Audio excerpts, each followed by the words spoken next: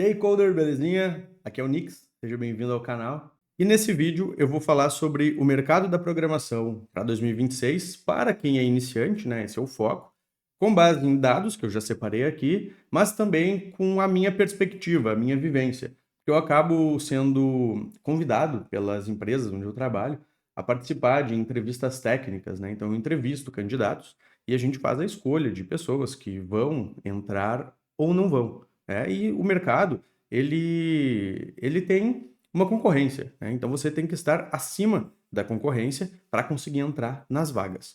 E aí eu fiz aqui, né, ao longo do ano passado, eu tinha deixado aqui algumas coisas, eu até tirei todos os cheques aqui, porque era algo que eu tinha feito para 2025 e eu quero entender se em 2026 as coisas vão continuar assim, né? Geralmente não muda muito de um ano para o outro, mas é sempre bom a gente dar essa reavaliada para poder entender até o que está sendo pedido, o que os alunos precisam ter, né, entender para que eles sejam vencedores nessa competição na hora de entrar numa vaga, né? Então, primeira coisa aqui, né, eu dei uma olhada aqui nas questões do perfil, né, tudo mais a gente vai ver se do final do ano, né, de 2025 para cá, se as coisas continuam do jeito que elas estavam.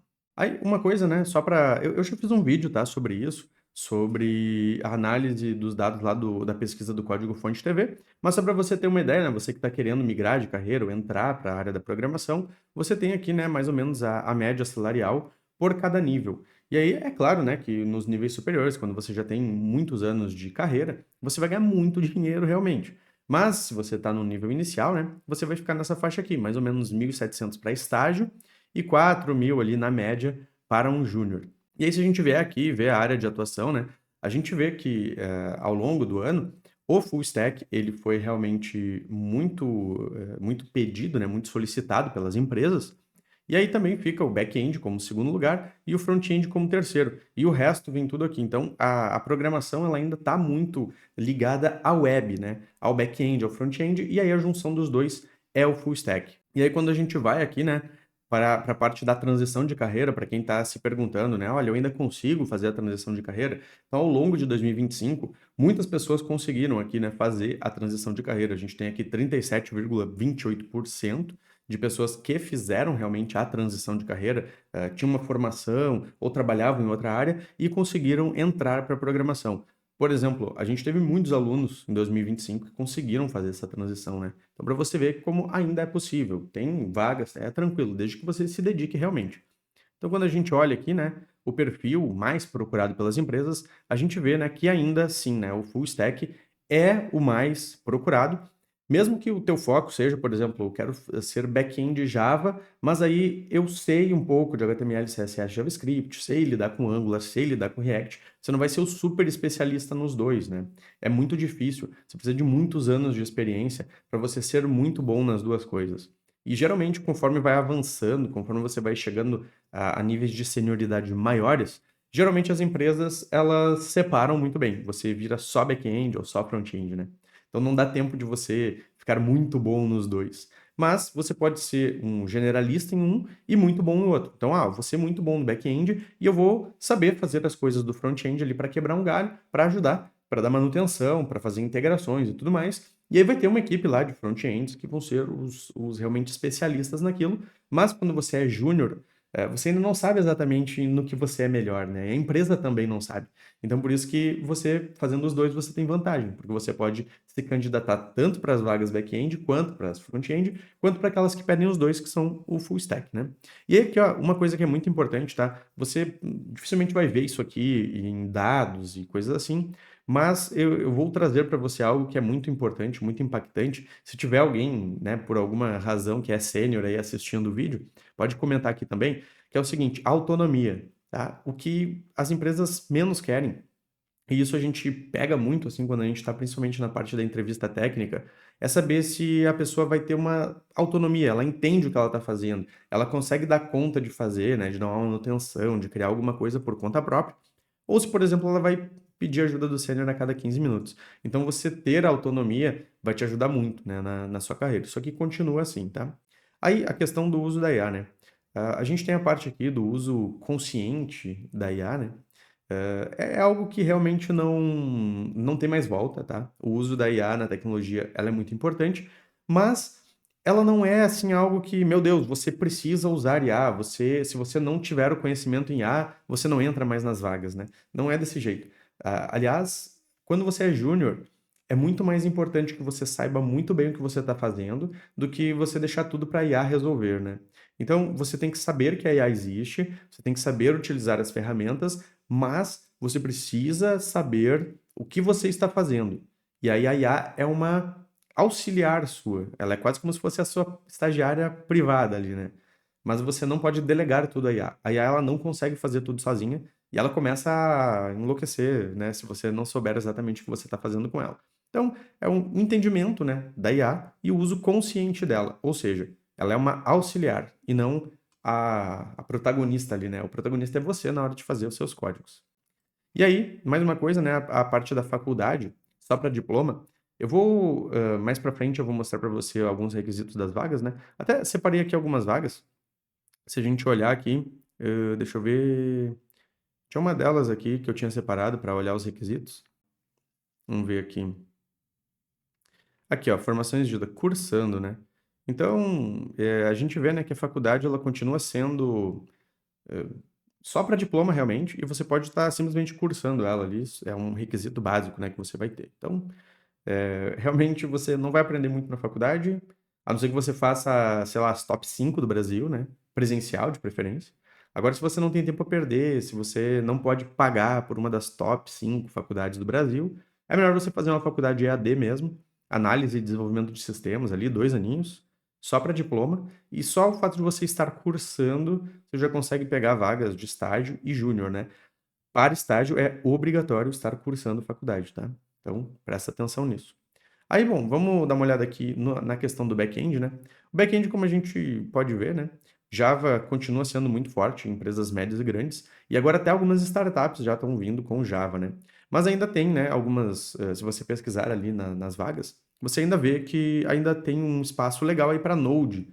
Então, se você vai ali para Angular, React e quiser dar uma olhadinha também no Node, você vai talvez conseguir alguma vaga também, né? E aí, Express e Next, e Nest, né? Não confundir com Next, quase que eu falo Next aqui. O Nest é para back-end, tá?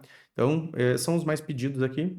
Ainda tem alguma coisinha, mas eu não vou colocar como essencial, porque se você ficar pulando de galho em galho, tentando entender tudo, vai ser ruim para você. Vamos lá.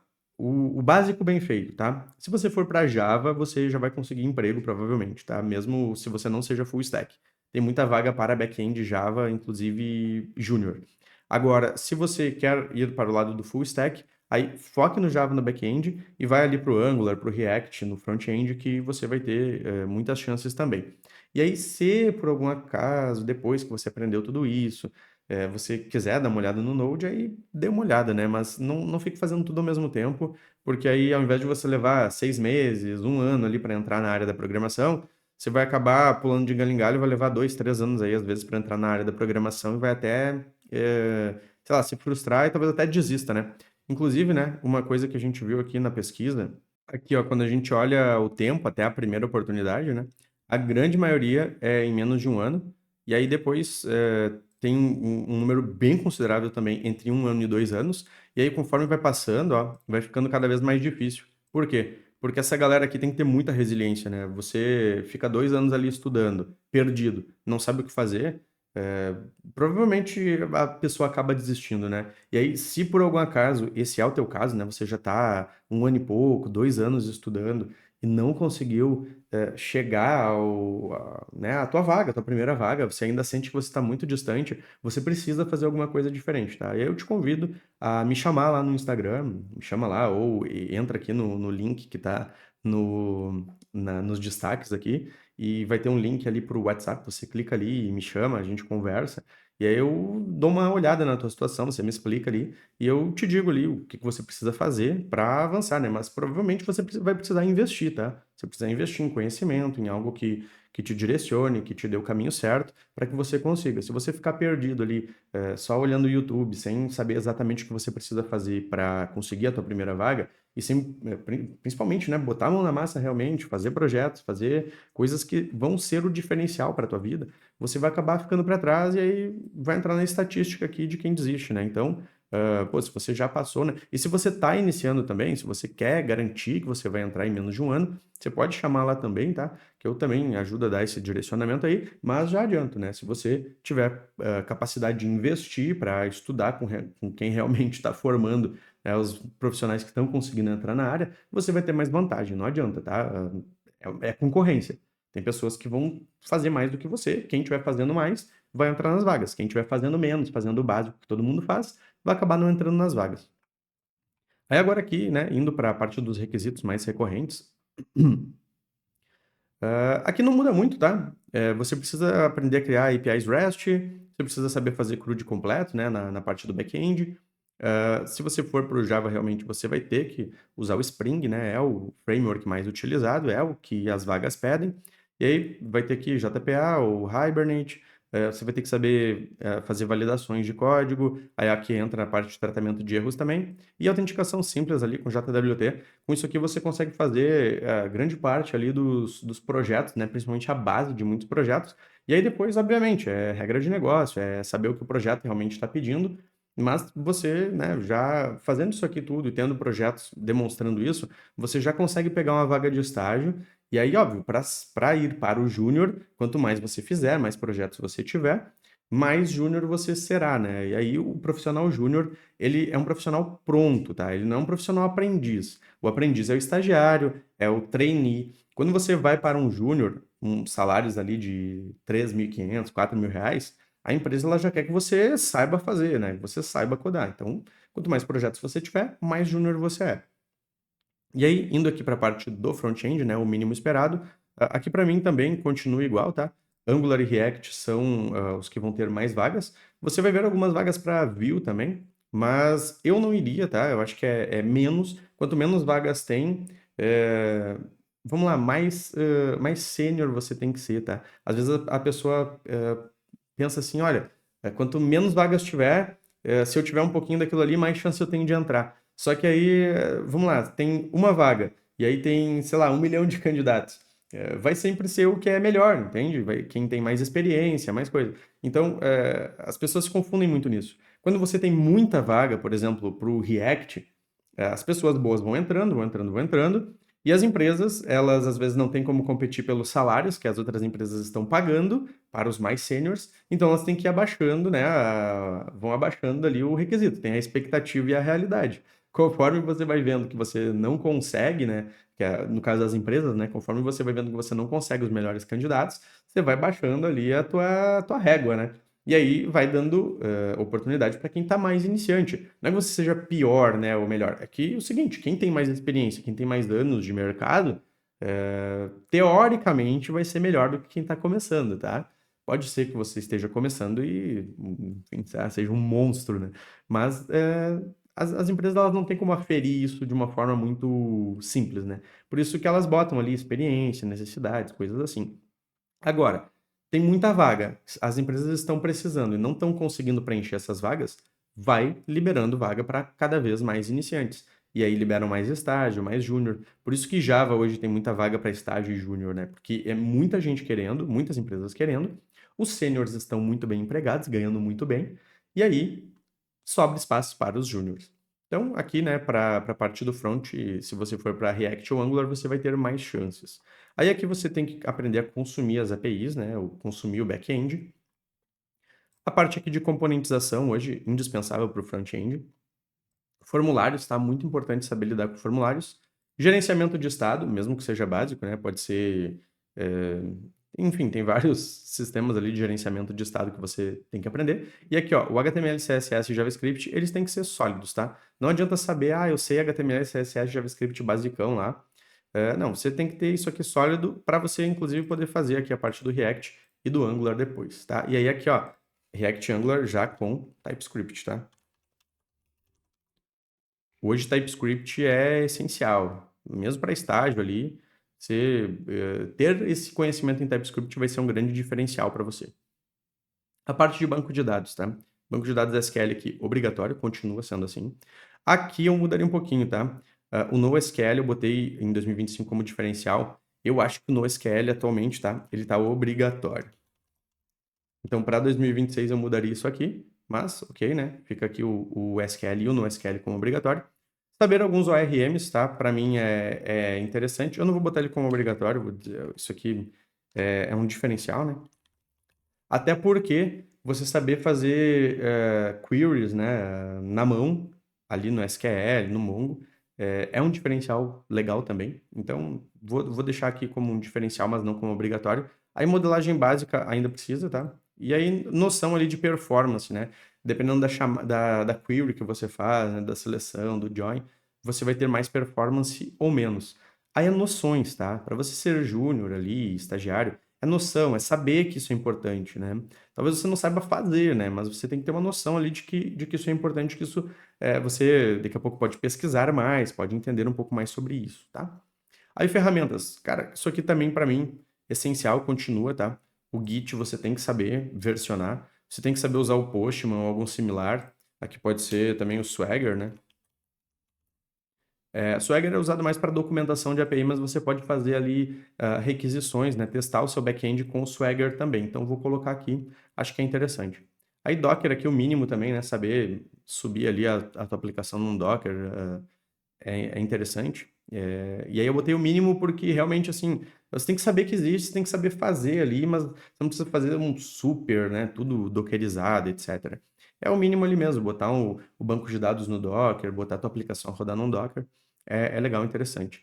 E aí, saber usar aqui um gerenciador de banco de dados, né? O pgadmin, o Atlas, é interessante. Então, vou deixar aqui. Aí, cloud, tá? Muita gente está falando assim, nossa, nuvem, né? Super importante. Assim, ó, para júnior e estagiário, noções básicas de AWS e Azure, tá? É basicamente saber que existe isso, saber o que que é a nuvem, né? Você não precisa saber montar uma nuvem ali, subir tudo na nuvem, deploy, etc, né? Não precisa saber nada disso para ser um júnior, estagiário, mas você tem que saber que existe, você tem que saber acessar ela ali, pelo menos, né? E aí, talvez, tá? Consumir ali um S3 ou um blob, né? O S3 é da AWS e o blob é da Azure. Você saber consumir ali os arquivos estáticos, né?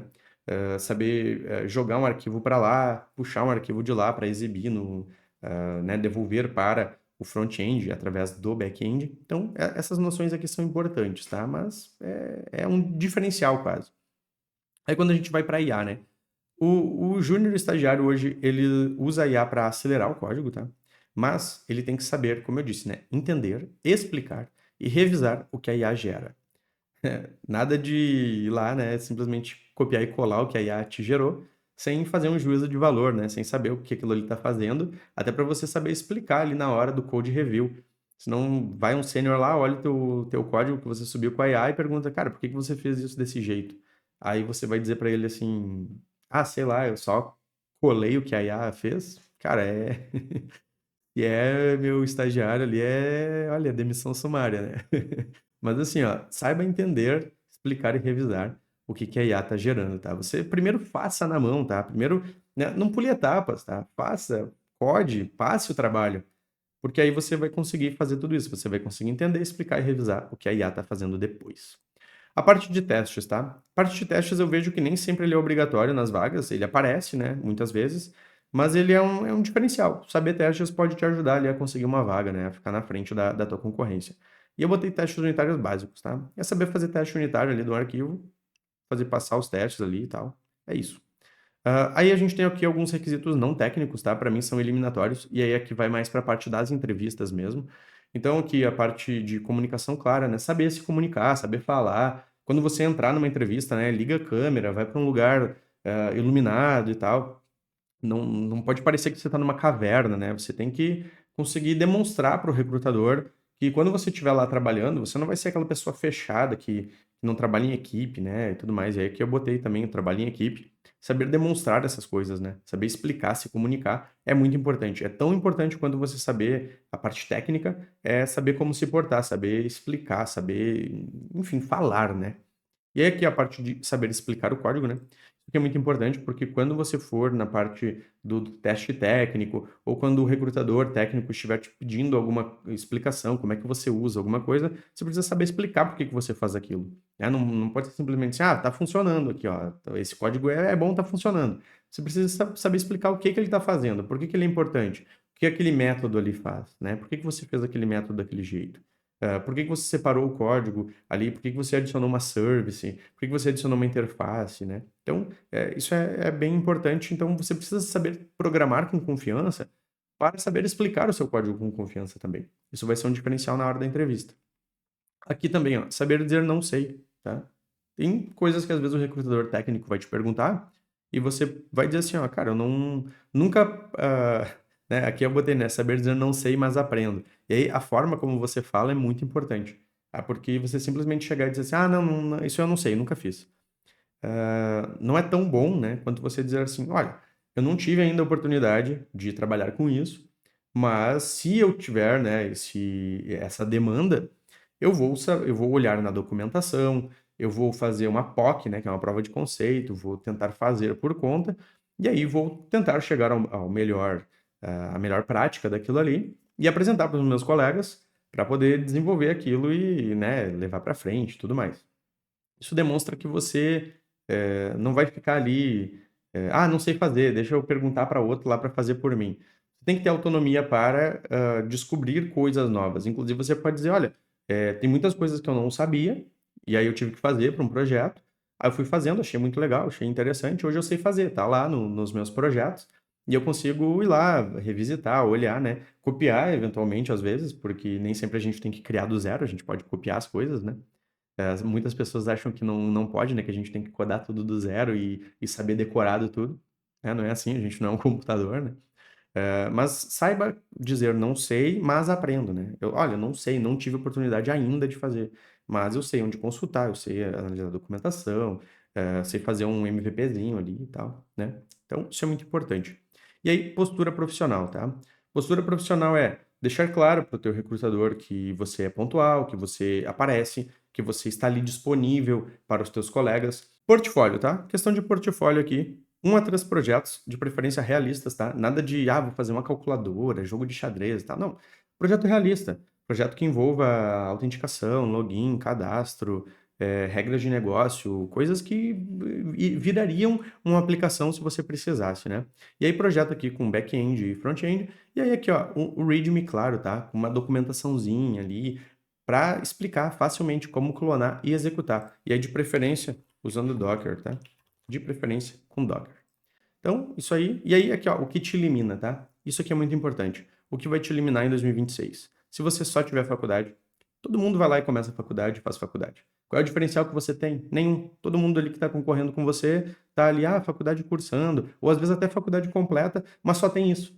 E aí, pô, você vai ter diferencial quando? Quando você tiver isso aqui, ó, portfólio, né? Você tiver certificados e tudo mais. Então, aqui, ó, não ter certificados por fora te elimina também. Não ter projetos práticos, te elimina também. Não ter pelo menos ali, ó, 70, 80% dos requisitos da vaga, te elimina, né? Então você vai entrar, por exemplo, numa vaga aqui, ó, e vai ver, ó, conhecimento básico, HTML, CSS, JavaScript e TypeScript, Angular, versão 17+, saber fazer um SPA, Single Page Application. Você vai ver os requisitos das vagas e vai entender se você tem pelo menos 80% deles ou não. Se você não tiver, cara, se cadastra igual, tá? Manda o currículo igual, mas saiba que a chance de você receber uma resposta é baixa. Aí você vai anotar ali o que você não tem e vai estudar isso que você, né, precisa. Essa parte aqui de só ter tutorial copiado, né? Todo mundo faz isso também, né? Você não tem diferencial nenhum. E aí, como eu disse, né, sempre, não saber explicar o que faz. Se você não souber explicar o que faz, cara, muito difícil você conseguir uma vaga, né, passar, principalmente lá na parte do recrutamento técnico. A gente vê que as coisas não mudaram tanto, né, em 2026 quanto em 2025, alguma coisinha aqui e ali de requisitos, mas se você fizer por onde, se você estudar, se puxar realmente, você vai conseguir a sua vaga. E aí, se você quiser um roadmap completo com tudo que você precisa estudar, né, mês a mês, para em até 1 ano você conseguir uma vaga, eu vou deixar o vídeo aqui para você. E se você quiser uma playlist completa de lógica de programação direto em Java, para já começar com o pé direito, eu vou deixar aqui no primeiro link e no comentário fixado para você acessar lá e começar aí os seus estudos de vez, tá certo? Então até a próxima, grande abraço, até mais.